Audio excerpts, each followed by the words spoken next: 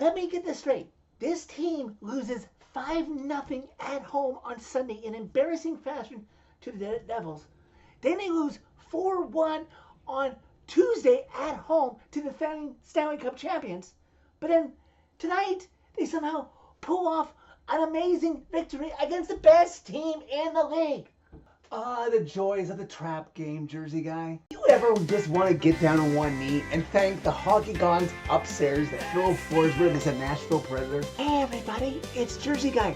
Hold my beer. Are you sure you want me here? Hat trick watch anybody? Is it really somewhere that we owe a massive debt to the hockey gods? Again and again and again. You're like a kid again, Johnny. Is this happening? Is this happening? This isn't an ad for some dang cookie. I want a piece of that action. Well, you don't have to tell me twice. What do you have to tell me that is going to make me feel positive? And Maybe the Titans won't let us down on Thursday. Prince, walk it off! Okay, on with Johnny's reaction video.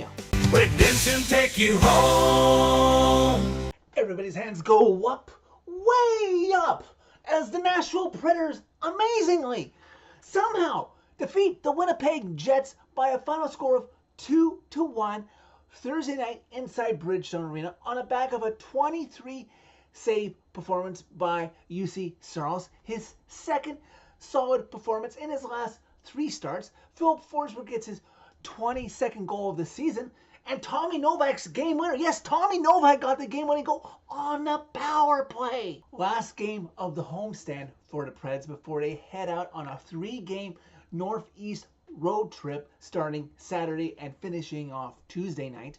Coming into this game, the Preds were catching Winnipeg on the second half of a back-to-back, while the Jets are also on their longest win streak of the season, now up to 11 games. I told a Jets buddy at my day job that he knows quite well that if the Preds were a much better team, this game would be a lock for the Preds coming into it, considering the Jets' second half of a back-to-back, also with their backup, and he just laughed and said, yeah, I know. Preds playing aggressively, defensively through the first portion of the game, obviously a message sent by the coaching staff. And the Preds' hard work and tenacity pays off almost 4.5 minutes into the game. Off of a face-off went to Eric Comrie's right. The puck comes to Gustav Nyquist, and he gets it over to Philip Forsberg through a screen. That puck has eyes lickety-split before anybody can breathe. Forsberg's shot beats Eric Comrie, his 22nd of the season, and the Preds have startled the Jets alive, I guess, because they're up 1-0 early on home ice. 2.5 minutes later, though, the Preds risk giving that goal right back to the Jets. Forsberg, in fact, when he trips Velarde of the Jets, but the Preds defense really came to play in this game. They would eventually kill off all 4 Jets power plays, amazingly against one of the best teams in the league, and the Preds escape any danger of giving the Jets right back into the game at that point. Under 9 minutes to go in the first, though, the Jets would get that goal back and tie the game at 1 when Kupari from the blue line gets a shot on net, and on the way there, it's tipped in by Pionk, and all of a sudden, it's just 1-1. Later, Alex Iafallo goes off to the penalty box for tripping Andreas Englund, and I'm sure all of you like me were like, oh, yay, the Preds are going on the power play, they're really going to score. But Preds are aggressive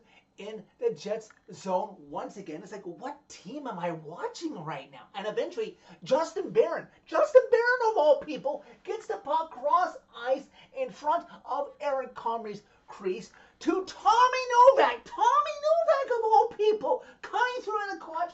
1 times at home past Comrie, and the Preds on the power play have retaken a lead up 2-1. Not to mention the fact that that was Tommy Novak's first power play goal of the season, just a sign of how bad this season has been through 57 games coming into this one. Preds impressively controlling the play as this first period comes closer and closer to its conclusion.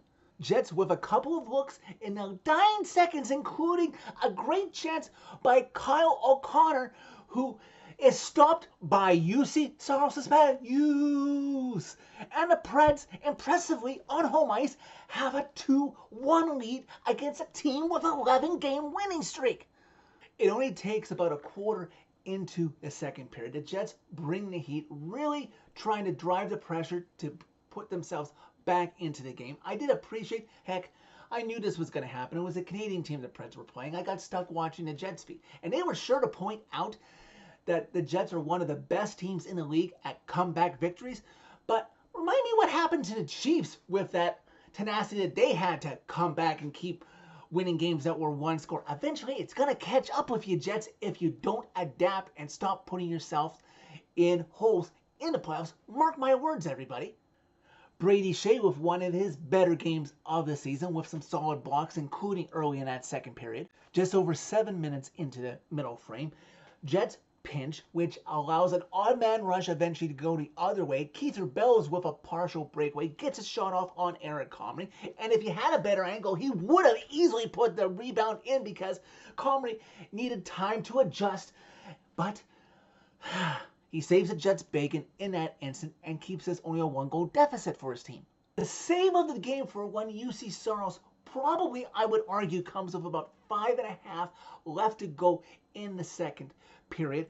Jets in transition, and you got Mark Scheifele, who goes cross ice. Of course, the Preds defense leaves the back door wide open. He sees Josh Morrissey, and just when we all think it's gonna be a tap, and UC Saros stretches over. Oh my God, we're not worthy. We're not worthy. We still love you, Use, and you keep this a 1-goal lead. And even though I would argue that was the best save of the game for Use, the sequence of the Preds defense helping bail out their goalie comes shortly later because 6 seconds apart, Colton Sissons goes off for interference, and then Nick Blankenberg with a brain fart with the delay of game, giving the Jets almost full 2 minutes, ended up only being a minute 54, 5-on-3. Preds under duress almost the entire time. Good shot blocking by the defense. Anything that got through, Saros swallowed up, and before you know it, the 2-minute power play basically is over, and the Preds fans give their team a standing well-deserved despite the record in the standings right now. Under a minute left to go or so, Philip Forsberg would take a tripping call on Nemtsov, and the Jets would get some chances, but at least for the first minute of that power play, nothing happens. The Jets, arguably with their best period of the 3 in the game, get no goals to show for it. Preds 20 minutes away from victory 21, up 2-1 after 2. Preds start off the third period on the right foot by killing off the remainder of Philip Forsberg's penalty. About 6 minutes or so into the third period, Neil Ponick goes off for interference, and the Preds, oh my God, they had so many golden chances. I'll give them credit for that, even though they weren't able to convert. This Jets team was clearly exhausted on the second half of the back-to-back and having to travel down from Ottawa. They only got 4 shots on goal in that final period. Throughout that third period, Saros reminding us that he still got it, especially following up, even though, Tuesday against Florida really wasn't his fault. This carried over from the Saturday game against Colorado.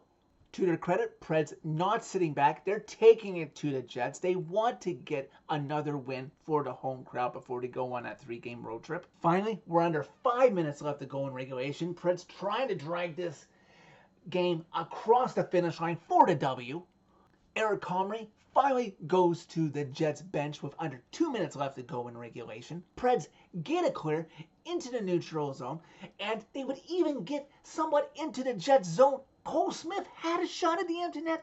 It was a tough angle, man on him, but it would have been nice to have gotten it because he missed, so we still had to tense up a little bit and be afraid that the Jets were going to come the other way and score. Jets the other way with the attacker, some looks. Ryan O'Reilly, the factor who I really hope doesn't get traded, even though he would get a good return come March 7th, because he's really going to help the young guys with the remaining 2 years on his contract. He gets a solid clear. Under 45 seconds or so left in regulation, Preds with a terrible line change, and Saros bails out his team on the Jets' rush that resulted from that. After one last icing, Preds milk the clock, keeping the puck along the sideboard as they have the lead. They don't need to get it out of that area. Clock hit zero. Horn sounds. Preds break the Jets' 11-game winning streak. I must break you. And win the game 2-1. You know the expression, any given Sunday in football? Well, it applies to hockey too.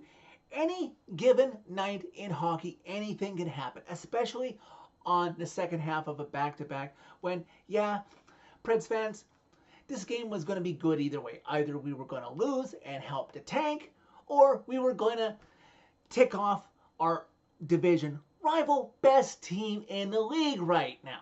Maybe it's a little too early because it's only been 3 starts, but I think Saros has shaken off what was bothering him going into the Foreign Nations tournament pause. Preds now head out on a 3-game Northeast road trip that will take them through Long Island and New York Saturday and Sunday before finishing off in Boston on Tuesday and then come home to play Seattle next Thursday. Obviously, with another back-to-back, nothing to play for the playoffs. I don't know who's going to get what game, but obviously Saros will get one of the 2 games this weekend and the Boston game, and then Justus Annunen will get the other one. As for me, I'm just playing out the stretch here, still cranking out these Preds fan reaction videos, even though this team has long since passed the smell test of making the playoffs this year, as things behind me, as you see, start to dwindle down. After this video, we're down to just 2 Preds fan reaction videos from this basement suite before I move into the apartment that I have purchased on Monday. So that's it for this video. Thank you very much for watching. As always, click like if you like this video. Click subscribe if you really liked it. You can find my social media and interact with me during every Preds game or any Preds news that breaks. Trade deadline just over a week and a day away by clicking on a channel name.